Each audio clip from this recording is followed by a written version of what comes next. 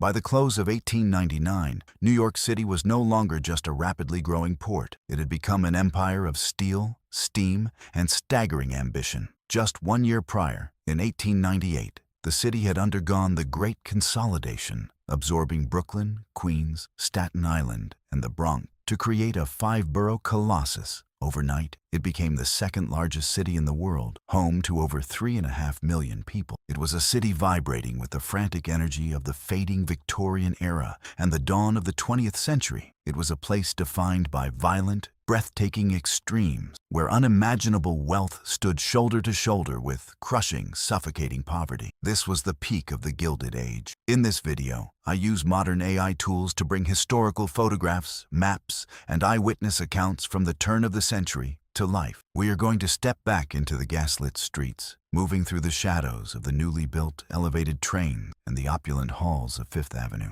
The goal isn't just to look at the past, but to walk through it, to hear the deafening roar of the streets, to smell the coal smoke, and to feel the restless energy of a city tearing itself apart to build the future. And if you stick around until the end, we will look at these exact same locations today to see what was preserved, what was violently demolished, and what ghosts of the Gilded Age still linger in the modern metropolis. To truly understand New York in 1899, you have to start at the bottom, in the dense, chaotic heart of the Lower East Side. As we step into the neighborhood around Mulberry Bend and Hester Street, the very first thing that hits you is the sheer, overwhelming density of humanity. At this time, the Lower East Side was the most densely populated square mileage on the face of the earth. It was the great filter of the American dream, the landing pad for millions of newly arrived immigrants from Italy, Ireland, Eastern Europe, and Russia. Walking down these streets, the noise would be almost deafening. There were no quiet moments here. The cobblestones clattered with the heavy iron horseshoes of draft animals. Thousands of wooden pushcarts lined the curbs, their vendors shouting over one another in a dozen different languages, selling everything from fresh oysters and pickled vegetables to eyeglasses, boots, and raw fabric. The air was a thick, heavy mixture of smells. The sharp, acrid scent of raw coal smoke belching from thousands of chimneys, mixed with the smell of roasting garlic, stale beer from the corner saloons, and the inescapable stench of horse manure that blanketed the unpaved gutters. Above your head, crisscrossing every street and alleyway, were thousands of clotheslines. The laundry hung like a massive, tattered canopy, blocking out the sun and dripping water onto the pedestrians below. The people who lived here were packed into tenements, 5- or 6-story brick buildings constructed with little regard for human life. Entire families of 8 or 10 people would live in a single, windowless room, measuring perhaps 10 by 12 feet. There was no indoor plumbing, just a shared outhouse and a cramped, dark rear courtyard. In the brutal, sweltering heat of the New York summer, the brick walls acted like an oven. Thousands of residents would abandon their suffocating rooms to sleep on the metal fire escapes or directly on the cobblestone streets, just hoping for a breath of moving air from the East River. But if you looked up from the crowded streets, you would see the terrifying, magnificent march of progress. By 1899, the sky of New York was being blotted out by the elevated railways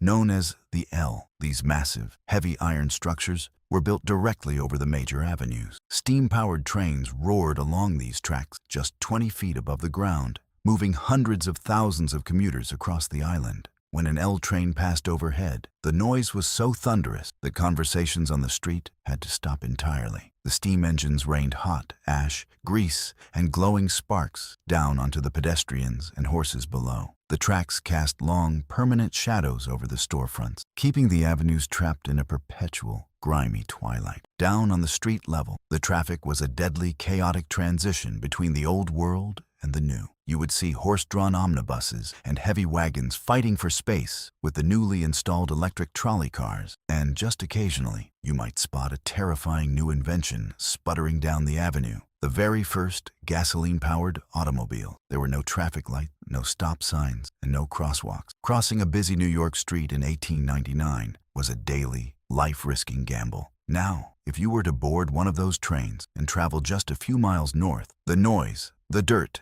and the crushing poverty of the Lower East Side would vanish, replaced by a completely different universe. Welcome to Millionaire's Row. Stretching along Fifth Avenue, roughly from 50th Street up to 80th Street, was the greatest concentration of private wealth the world had ever seen. This was the domain of the Astors, the Vanderbilts, the Carnegies, and the Rockefellers. These families had amassed fortunes in railroads, steel, oil, and real estate that rivaled the GDP of entire European nations. Here, the streets were immaculately swept by private crews.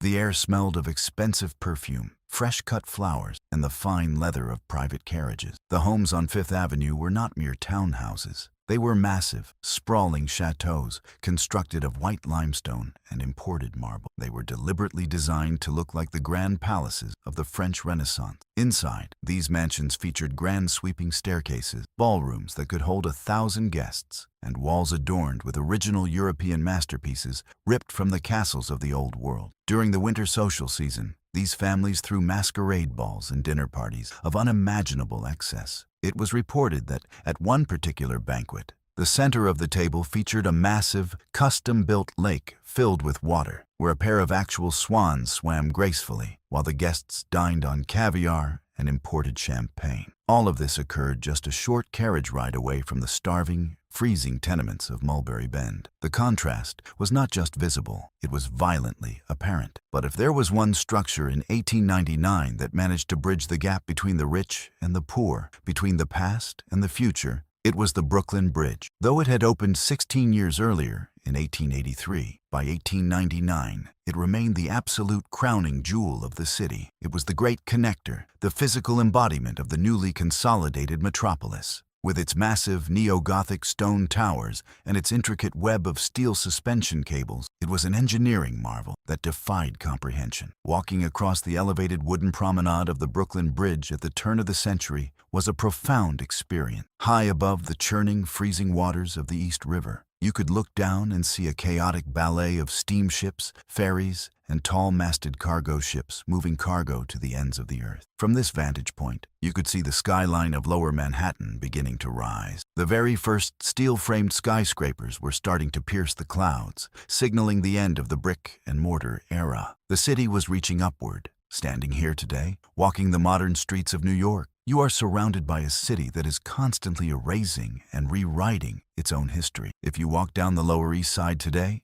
the ghosts of 1899 are still there, if you know where to look. Many of those exact same brick tenements still stand, but the pushcarts are gone, the clotheslines have been taken down, and the cramped, unventilated rooms where immigrant families once fought to survive have been gutted, renovated, and transformed into luxury apartments selling for millions of dollars. The terrifying iron structures of the elevated trains were eventually torn down, replaced by the subterranean maze of the modern subway system. The streets that were once plunged in shadow were opened back up to the sun. But perhaps the most shocking erasure of history happened on Fifth Avenue. If you walk down Millionaire's Row today, looking for the spectacular limestone castles of the Vanderbilts and the Astors, you won't find them. Almost every single one of those breathtaking mansions was completely demolished in the 1920s. The Gilded Age families realized the land beneath their homes was too valuable to keep as private residences. They tore down their own palaces to make way for the towering commercial skyscrapers, department stores, and luxury boutiques that line Fifth Avenue today. An era of unimaginable opulence, built to last forever, was wiped off the map in less than 30 years. The Brooklyn Bridge, however, still stands. Its stone towers still watch over the East River, carrying thousands of commuters every single day. It remains a permanent anchor, a heavy stone reminder of the roaring, steam-powered empire of 1899. Thank you for stepping back into the past with me. If there is another city, another moment in time, or a historical scene you'd like to see brought back to life, let me know in the comments. I'd love to keep building this journey with me. Until next time.